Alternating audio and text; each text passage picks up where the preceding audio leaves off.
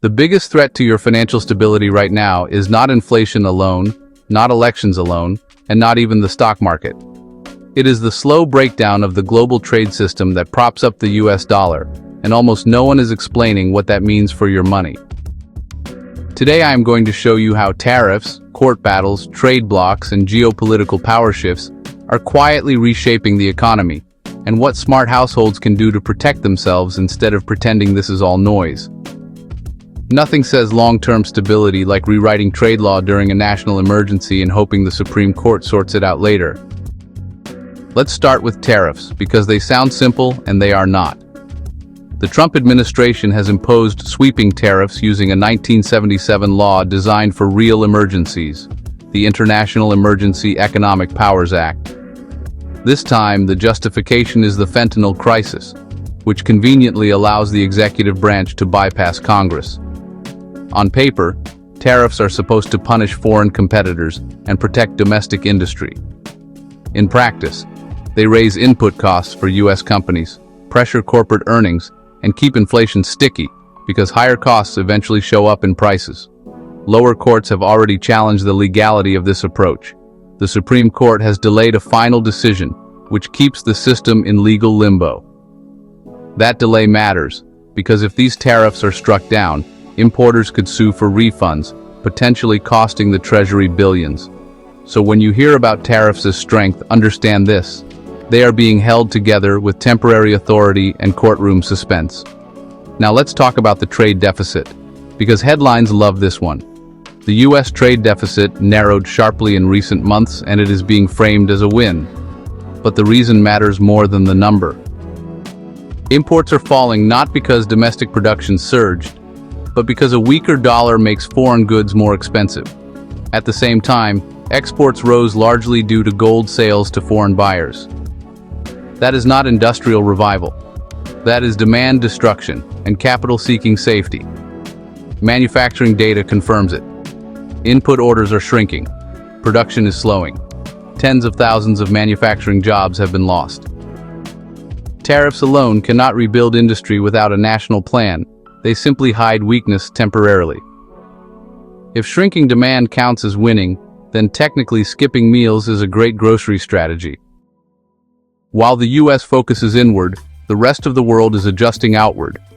The BRICS alliance has advanced a new digital settlement unit, partially backed by gold and partially by member currencies. It is designed for trade between partner nations, especially energy trade, without relying on the dollar. This is not theoretical. Oil from sanctioned countries is already being sold in yuan or crypto. India and China are buying discounted energy outside the dollar system. Digital payment rails are expanding across emerging markets. At the same time, new trade blocs are forming without US involvement. The EU-Mercosur trade agreement is a prime example. Large economies building supply chains that bypass American influence altogether. Why does this matter to you? Because the US dollar holds its power not just because it exists, but because the world needs it for trade. When that demand weakens, financing deficits becomes harder, borrowing costs rise, and inflation pressure increases at home. So this is what economists call the Tariff dilemma. To supply the world with dollars, the United States has to run deficits. But, too many deficits without trust eventually start to undermine confidence. And that trust, well, it's not infinite. Here is the uncomfortable part. The US economy has shifted away from production toward financialization, stocks, derivatives, leverage, and asset values. That whole system really depends on constant global dollar demand to function smoothly. But when sanctions, tariffs, and geopolitical shocks push countries to look for alternatives, dollar demand erodes. That, in turn, makes refinancing trillions in US debt more expensive. It puts pressure on markets. And yeah, it feeds volatility. You see this in rising gold exports, falling imports, and uneven growth. These are not signs of strength, they are signs of adjustment. Now let's bring this home. You cannot control tariffs, courts, or trade blocs, but you can control how exposed your household is to instability. That means, prioritizing liquidity, maintaining an emergency buffer, avoiding over-leverage, and being thoughtful about where growth comes from. Diversification matters more in this environment. Certain sectors may benefit: energy, infrastructure, defense, commodities, and select technology tied to efficiency and automation. Long-term investors can still find opportunity, but blind optimism is not a strategy. If you enjoy explanations that treat you like an adult instead of a talking point, hit like. Algorithms enjoy maturity too. Let's return to the opening claim. The risk to your money is not one headline event, it is the slow reshaping of the system beneath the headlines.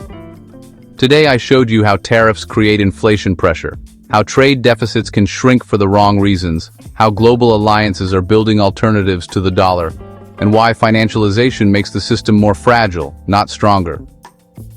Was this helpful? Let me know in the comments. What would you like to understand next? Inflation protection, portfolio positioning, debt strategy, or long-term security planning?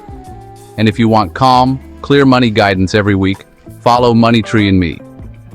Thank you so much for watching. Check out our MoneyTreeandMe profile for more helpful financial literacy videos. MoneyTreeandMe, providing better security and ensuring better lives.